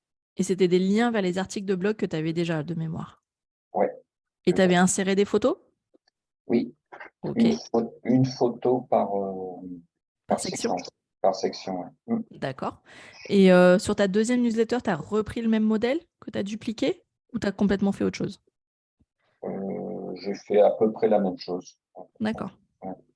Ok. Et est-ce que tu as analysé tes stats pour regarder s'il y avait eu des clics et si oui, sur quel type d'actu? Non. Non. L'intérêt justement de faire des sections, c'est que vous allez voir, si vous mettez des liens, de voir en fait quels sont, à un moment donné, vous verrez quels sont les liens les plus cliqués. Et du coup, vous vous rendrez compte qu'il y a des sections qui marchent mieux que d'autres. Et c'est ce qui fait que c'est intéressant de regarder les stats, c'est d'une newsletter à une autre, d'analyser, d'optimiser et se dire, les gens aiment beaucoup plus, par exemple, les webcams. Bon, je vais me mettre un peu plus de photos webcam ou plus de témoignages, etc. Marie, toi, tu as mis quoi? Si on déroule ta newsletter, tu as mis quoi comme, comment elle se présente du haut vers le bas? Alors, la toute première, en fait, la première, j'annonçais le lancement de la newsletter. Je disais quel était le but, ce qu'ils allaient trouver comme type de contenu. J'avais mis Actu du MAS pour le lancement de la Tiny House. Ouais. J'en profitais pour parler du lancement de ma conciergerie parce que je me disais certains sont peut-être venus l'année dernière, veulent changer pour ne pas revenir tout le temps au même endroit, mais j'ai d'autres maisons à leur présenter. Ah oui, d'accord, dans ce sens-là, oui. Je fais du cross-selling. Ouais. Et puis actu de la région. Là, c'était pour présenter le nouveau spectacle Son et Lumière des Carrières de Lumière au Beau-de-Provence. Génial. Effectivement, Ouais. je ne l'ai pas mis. Je l'ai pas mis dans les idées de section. Effectivement, ça peut être l'agenda des temps forts. Je l'ai mis dans mes scripts d'email. L'agenda des temps forts de la saison à venir. Des grands événements que la région accueille. Voilà. Ouais. Ça, Et donc, ça, du c'est coup, dans le contenu, j'avais annoncé que je mettrais les actus du MAS, les nouvelles activités, à soit dans la découvrir. région, soit sur place. Mmh. On propose pas mal d'activités sur place. Mmh. Et les bons plans. Ok. Bon plan chez toi ou bon plan dans la région? Plutôt la région. Ok, d'accord. Et en footer, on retrouvait quoi? Les réseaux sociaux, En ton site web? bas, j'ai mis réseaux sociaux, l'adresse, site internet. Ok, ouais, c'est ok. Et toi, Sylvie? Ouais, alors moi, j'avais mis un bandeau photo. J'avais mis Ouais, 4 images en bandeau. J'écrivais essentiellement à des gens qui étaient déjà venus. ok. Donc, vous Ça, avez c'est bien que séjourné, tu en parles, ouais. voilà. Quelques lignes sur la région, le Dévoluy, les grands sommets mythiques et tout ça. Après, j'avais mis un lien vers les événements incontournables, les temps forts, Oui. vers le site de l'OT. Mhm. Et puis, j'avais fait un encart sur cette année où on avait tous ces jours fériés. Ces Oui, week-ends ça, blanches. c'était chouette, ça. J'avais décrit les dates où on pouvait, avec un jour ou deux, faire une semaine, quoi, en gros. Donner ce plan-là. Et puis, j'avais mis aussi la distance entre Aix, Marseille, tu vois, j'avais repris un peu Grenoble, Lyon, ouais. c'est ça. Le lien vers la météo en se disant, on en avait parlé d'ailleurs, quel temps fait-il? Le lien vers les webcams. Ouais. C'était ça, avec une belle photo de webcam que j'avais récupérée, parce que en fait, elles sont téléchargeables. Oui, c'est pour ça. N'oubliez pas que les webcams qui sont sur les sites de vos offices de tourisme, en général, elles sont récupérables. Et les offices de tourisme s'équipent de plus en plus avec des appareils photo, des solutions. Celles qui sont, par exemple, partenaires avec la solution Scaping, c'est des webcams de dingue en termes de qualité. Ça vous fait des panoramas. Et l'avantage, c'est qu'on peut aller chercher la photo à l'heure qu'on veut. Vous voulez une C'est photo ça. de lever de soleil? Vous allez à 6h30 et vous téléchargez la photo de 6h30. Vous voulez le Ça. coucher de soleil? Vous voulez la chute de neige? Vous remontez le temps. C'est quand même fou, ça. Et Ouais. ça, il y en a plein qui ne le savent pas. Moi, je le sais parce que forcément, je m'en servais parce que de manière, quand j'étais en vacances et qu'il y avait une chute de neige sur les sommets et que j'étais en vacances, je n'étais pas du tout là pour faire les photos, j'avais pris la webcam. Et c'est le bon allié. Quand on a loupé quand on a vraiment loupé un beau coucher de soleil avec le ciel rose, vous voyez, eh ben on revient en arrière, on télécharge la photo et on peut même la mettre sur ses réseaux sociaux. Du coup. Voilà. Et Voilà. du coup, c'est ce que j'avais fait, puisque tu me l'avais conseillé, je l'avais fait. Et après, j'ai terminé en disant que j'étais quand même impatiente de les retrouver. Et puis, j'avais fini en mettant aussi que le gîte vivait grâce à eux aussi. Tu vois, quelque part, moi, c'est ça, mon optique, c'est d'essayer de faire revenir des gens qui sont déjà venus. Oui. Ou qu'ils aient envie d'en parler à d'autres. Ouais, d'accord. Par ce biais-là. Et je finissais par quand même j'avais mis 6 photos avec des plats. Oui, c'est vrai que toi, tu prépares. Ouais, toi, tu as de la Du coup, demi-pension, toi. Voilà, je fais de la demi-pension et j'avais mis les plats pour attirer un peu le chaland, quoi. Oui, puis tu as une particularité, c'est que tu fais beaucoup de cuisine végétale en plus. Donc Voilà. ça, c'est aussi, ça peut attirer une clientèle un peu curieuse de ce type de cuisine parce qu'elle ne connaît pas. Ça me fait penser, merci d'en parler, effectivement, dans vos listes email, pensez à les segmenter parce que ça peut être utile de la segmenter dès le départ, les clients et les prospects. À minima, c'est qui sont déjà venus et parce que effectivement, vous pourriez très bien faire une newsletter spéciale clients déjà venus avec une offre pour leur deuxième réservation, par exemple, pour une nouvelle réservation, parce que vous voulez les chouchouter, parce que c'est plus facile de faire revenir des clients en général que de faire venir pour la première fois. Et justement, sur Substack, c'est possible de faire des groupes d'emails? Ah, ça, je ne saurais pas te répondre. J'aurais tendance à dire que oui. Je crois que je l'ai lu sur leur site. Je crois que oui. Mais ouais, je ne veux pas te dire de bêtises, je n'ai pas vérifié ce point-là. Mais j'aurais tendance à dire que toutes les plateformes d'emailing le font. Donc, je ne pense pas qu'elles ne le fassent pas. Mais ouais, vérifie effectivement ce point avant, peut-être. Ok. Ou j'irai vérifier à la limite dans la journée et puis j'essaierai de vous mettre ça dans le lien demain en réponse avec tous les liens demain et tous les supports. Est-ce que ça vous a donné des idées déjà pour des sections avec ces échanges-là? Je pense que webcam météo, vous n'y avez pas pensé. Et en fait, c'est des outils pour avoir travaillé côté office de tourisme qu'on utilise, nous, côté office de tourisme, et qui, en fait, tout ce que fait un office de tourisme, allez piocher dedans. C'est fait pour vous, en fait. Un office de tourisme a envie que tous ces contenus soient partagés au plus grand nombre, que tout ce qu'ils mettent à disposition soit utilisé. Donc, n'hésitez pas. N'hésitez pas, n'hésitez pas. Pour les personnes qui n'ont pas encore de site web ou qui n'ont pas encore de solution de réservation en ligne, pour ceux qui démarrent, etc., et que vous avez un partenariat quand même avec votre office de tourisme, mettez le lien vers la centrale de réservation de l'office de tourisme, si vous en avez un. En attendant, ça permet quand même de faire de la réservation en ligne, même si ce n'est pas du direct, parce qu'il y a quand même une commission en général sur les offices de tourisme, mais c'est toujours un moindre mal. Des questions sur la partie newsletter ?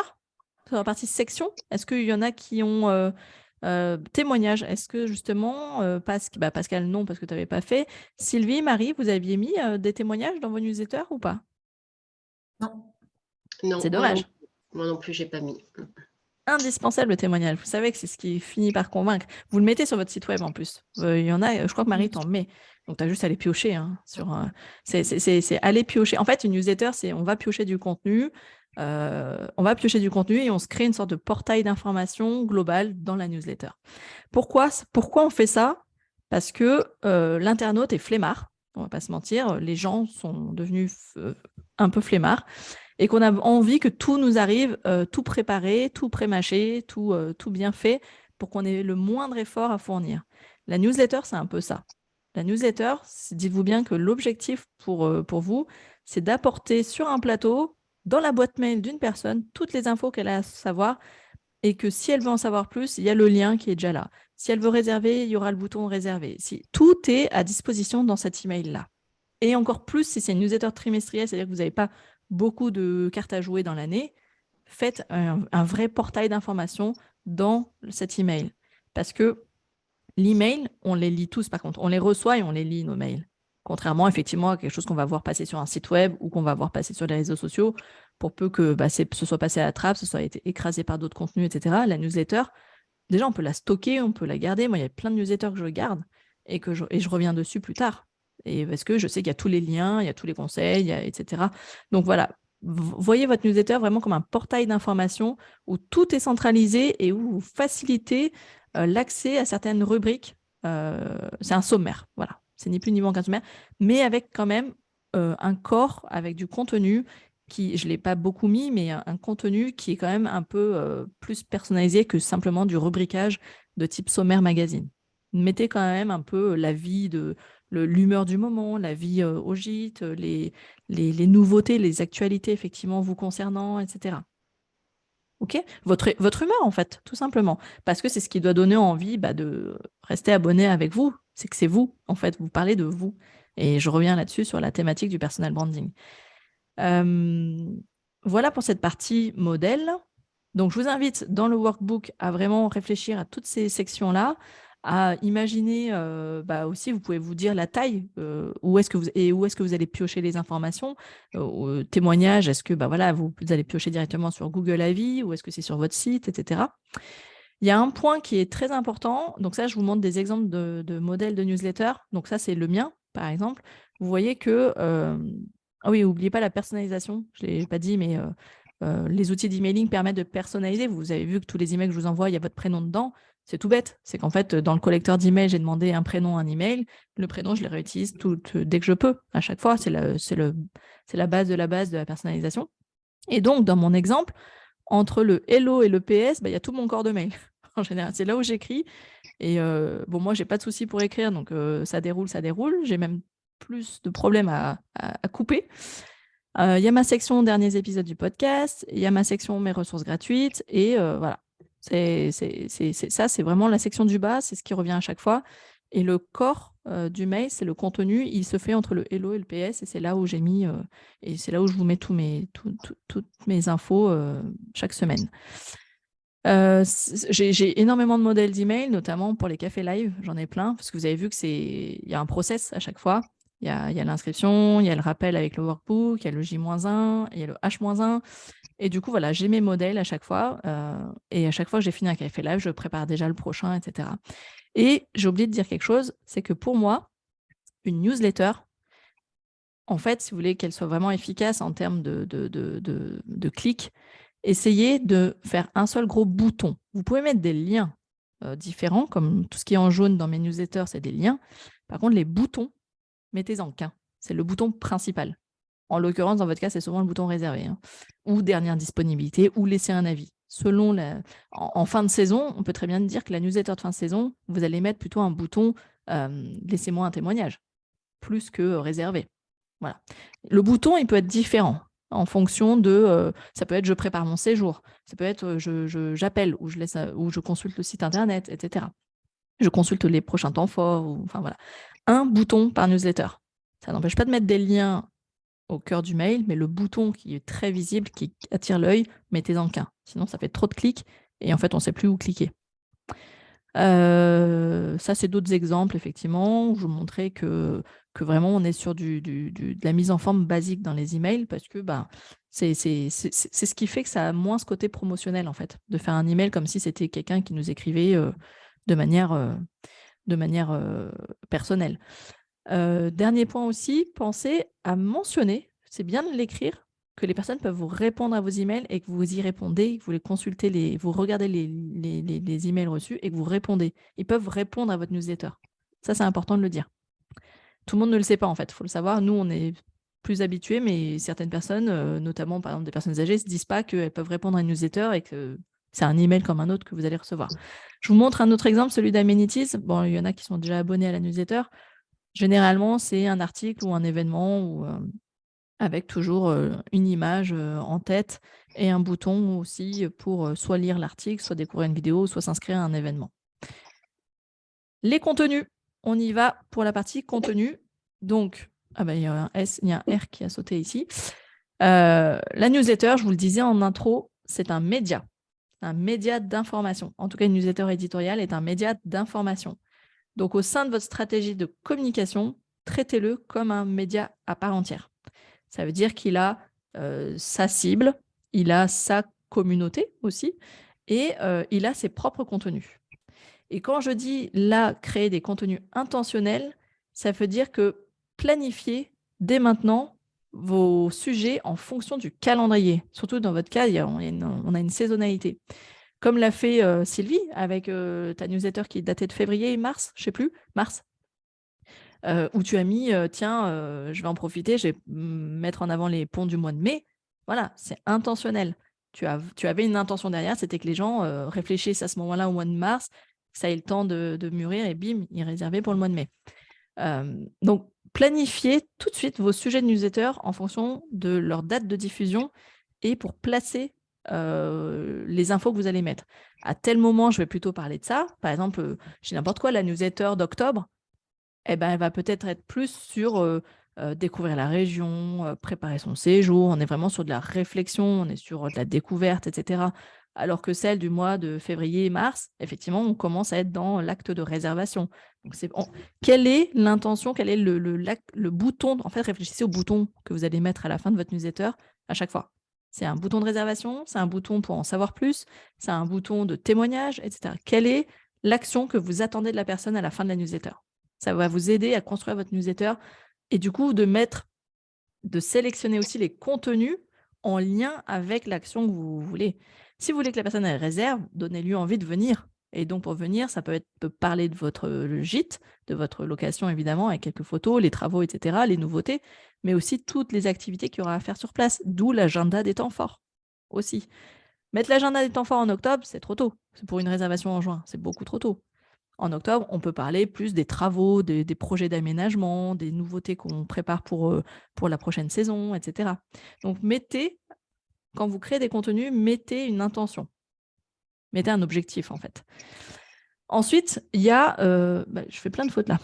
La stratégie, elle peut être basique, et non pas basique, à savoir sommaire de magazine, sommaire et que des liens de redirection. Ou celle que je privilégie, celle qui est du contenu à part entière. Un vrai contenu éditorial. En tout cas, sur la partie, sur le corps principal. Et après, il y a les sections qui sont là des liens de redirection.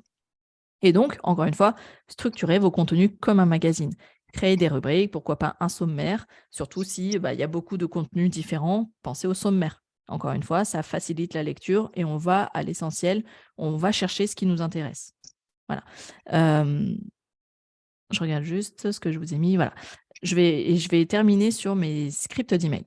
Pour conclure, l'idée, c'est d'inviter vos lecteurs à s'immerger dans votre univers graphique, un peu avec vos photos, avec votre charte graphique, vos couleurs, etc. Mais surtout votre univers éditorial.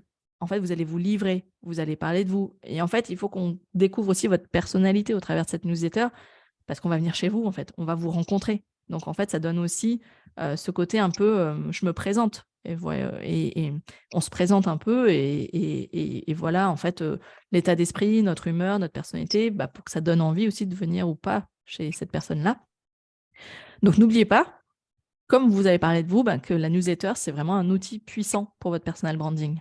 C'est vraiment important de parler de parfois vos doutes, vos questionnements et aussi sonder. N'oubliez pas que la newsletter, ça peut être super intéressant pour sonder votre audience, vos abonnés, vos futurs voyageurs en disant on a prévu de faire ça, vous en pensez quoi? Est-ce que on a prévu de refaire telle chambre? Est-ce que ou on a prévu la salle de bain? Est-ce que vous pensez que c'est plutôt une baignoire ou une douche? Enfin, je dis n'importe quoi, la couleur.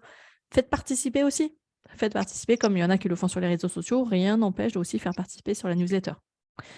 L'idée, c'est vraiment d'être en immersion. La newsletter, c'est un média qui doit permettre d'être en immersion chez vous et dans votre région.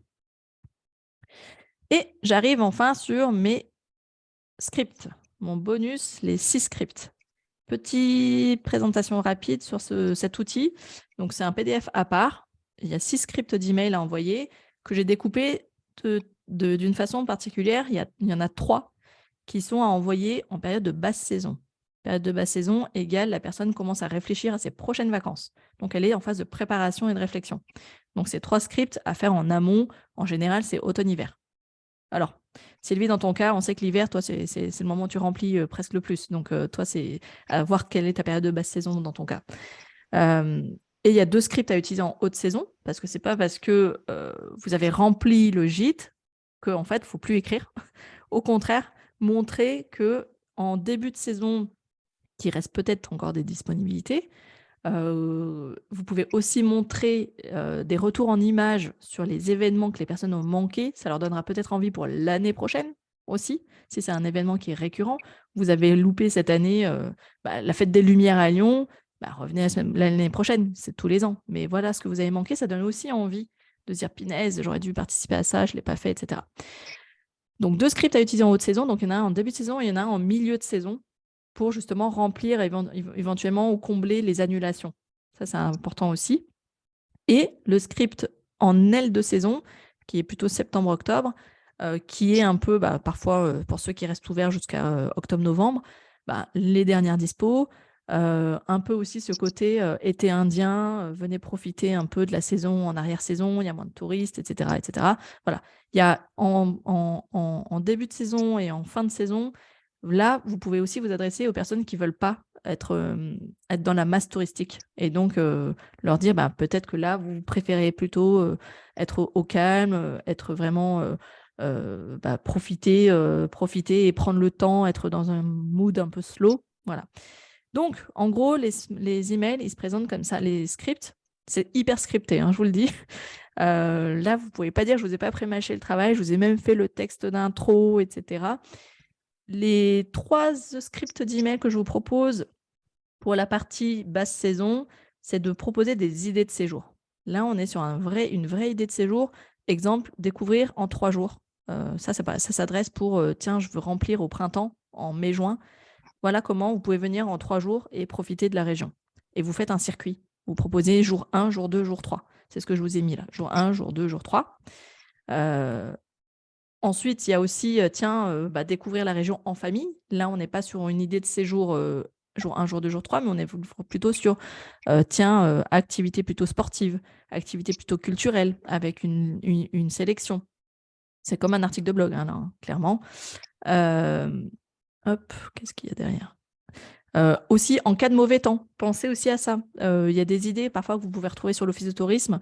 Tiens, qu'est-ce qu'on peut faire quand il pleut, en fait, parce que ça peut arriver. Et du coup, c'est les rassurer en se disant, en cas de mauvaise météo, il y a quand même plein d'autres activités à faire, même avec les enfants, etc. Donc, lister aussi ce genre d'activité, ça rassurera en mode, ouais, en fait, on n'a plus rien à faire parce qu'on avait prévu la plage, mais s'il pleut, ou s'il fait froid, qu'est-ce qu'on peut faire à la place? Où est-ce qu'on peut manger aussi avec les enfants? Bon, ça, Marie, ça, je sais que tu le connais, ça, ce sujet-là. Où dormir, c'est le côté où dormir, ça peut être aussi parler de votre gîte et de tous les équipements qu'ils proposent, etc. Et pour ceux qui ont une maison d'hôte avec des chambres d'hôtes, ça peut être aussi, on a différentes chambres avec différentes capacités. On vous conseille de prendre celle-ci qui est plutôt orientée côté cour, plutôt orientée côté piscine, vue nanan. Voilà.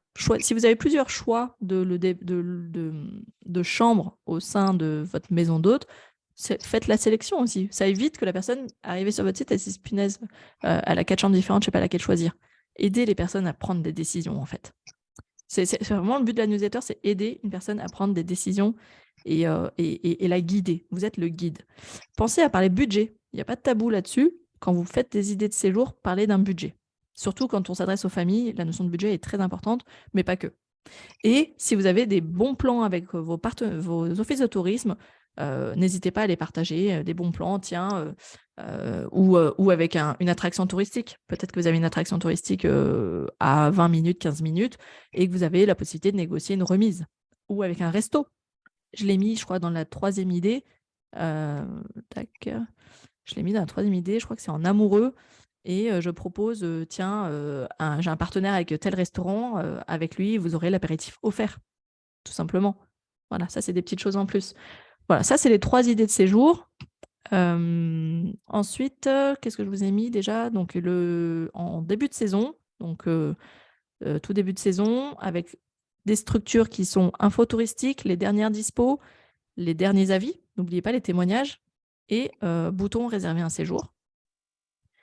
Celui qui est envoyé en milieu de saison et celui de la fin qui dit « Laissez-nous un avis, merci pour cette saison à vos côtés, blablabla », enfin voilà, les partages d'anecdotes, les derniers avis, etc. Et voilà, je crois que c'est tout. Ouais, c'est ça. Donc ça, vous le recevrez là, soit aujourd'hui, soit demain, tout ça. Est-ce que on va passer quand même aux questions, parce que sinon, je vais encore faire traîner tout le monde.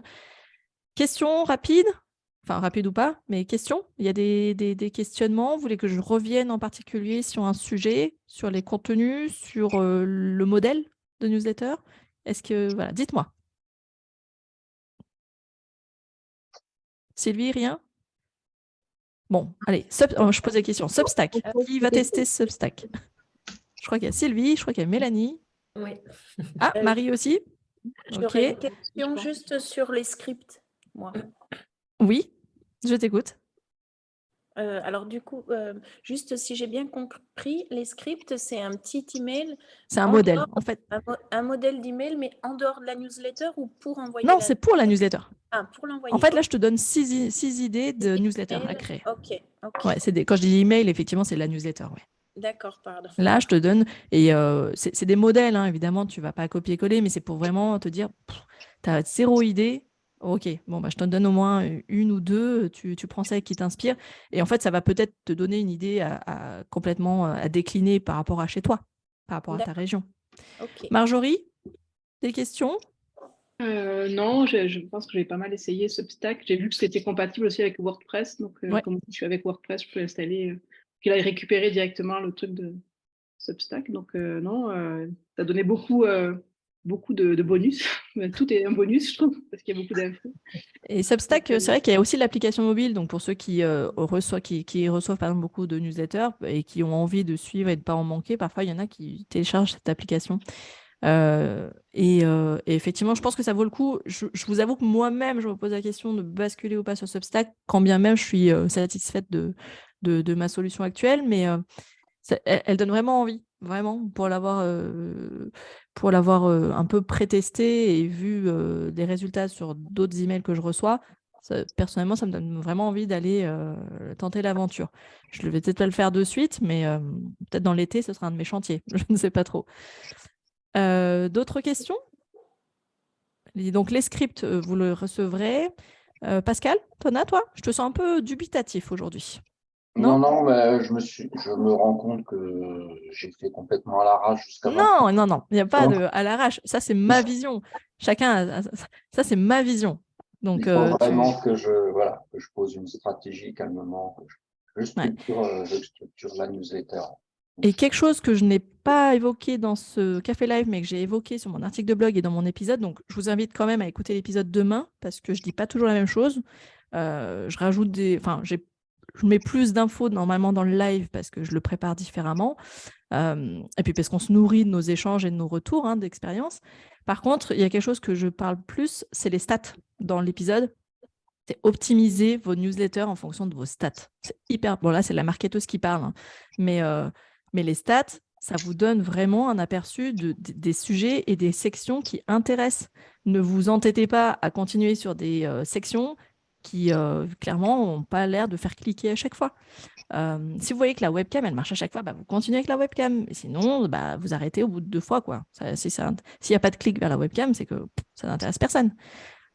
Idem pour la météo, idem pour les idées. Enfin, voilà, faites vraiment. Et encore une fois, un seul gros bouton. Et vous pouvez mettre le même à plusieurs endroits dans le mail, mais le même. Voilà, pour rappel. Mais non, Pascal, il n'y a pas de bonne ou mauvaise newsletter. C'est juste que je trouve que de structurer sa newsletter pour soi-même, c'est plus facile d'en créer. Ça nous motive plus à s'y mettre.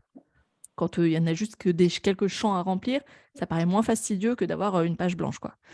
Et dans un deuxième temps, pour le lecteur, je trouve que ce côté structuré, ça fait moins fouiller, du coup, ça donne plus envie de lire. Enfin, moi, personnellement, c'est ce qui marche sur moi. Quand il y a un petit sommaire, quand il y a une intro, quand il y a des titres et des sections, des séparateurs, moi, ça me donne plus envie de lire quand c'est bien aéré, etc. Voilà. Enfin, je ne sais pas comment regardez aussi comment vous aimez les newsletters, celles que vous recevez, regardez celles que vous lisez, pourquoi elles vous plaisent. En l'occurrence, déjà, vous aimez bien la mienne, parce que sinon, vous ne vous inscrirez pas. Et voilà, vous voyez que je fais simple, en fait, dans mes newsletters, quoi. Bon, hier, j'étais un peu à la bourre, mais c'était mon anniversaire, donc je suis pardonnée. Et je l'ai quand même envoyé. Mais voilà. Est-ce que d'autres questions arrivent? Vous savez que de toute façon... Ah oui, pardon. J'avais pas vu le message d'Alex.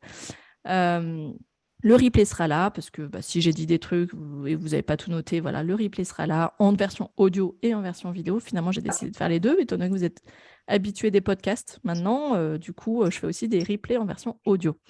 Vous aurez tout ça. Et bien évidemment, si vous vous lancez, vous avez des questions, toujours dispo par mail, toujours dispo par réseaux sociaux.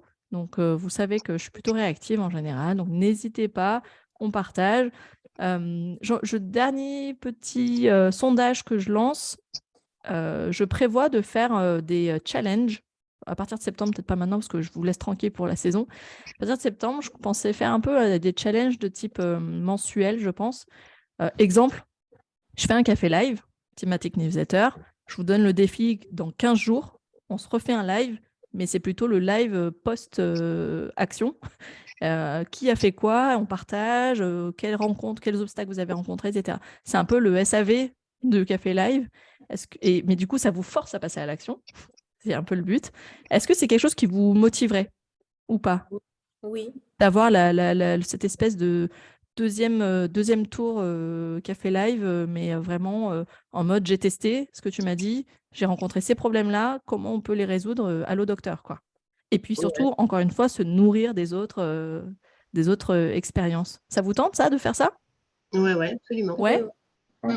Ok, bon, je réfléchis. Pascal aussi, j'ai pas entendu. Oui, bonne idée, oui. Ouais. Et ouais, je pense que ça peut être sympa. Marie, tu as l'air aussi plutôt partante. Oui, surtout si on a des problèmes. C'est plutôt sur les problèmes post-essai. Ouais, ok. Et puis, effectivement, d'ici là, il y en aura qui en auraient peut-être lancé une et regarder les stats et partager les stats, quoi. Ok, je réfléchis à ça parce que c'était vraiment quelque chose, je me disais, j'aime bien savoir ce que ça a donné en fait après le café live. J'échange parfois en one-to-one avec vous Mais je trouve que c'est encore mieux. Je sais que vous aimez avoir ce côté, tiens, qu'est-ce qu'elle a fait Marie? Tiens, qu'est-ce qu'il a fait Pascal? Sylvie, elle avait parlé de ça. Est-ce que ça a donné, qu'est-ce que ça a donné comme résultat? Et plutôt que je sois le relais, bah, autant qu'on se fasse une discussion tous ensemble, quoi. Et il n'y aura pas de présentation, ce sera que vous sur ce live-là. Et je trouve que voilà, ça donne une petite continuité, c'est sympa. Eh ben, je note ça pour septembre.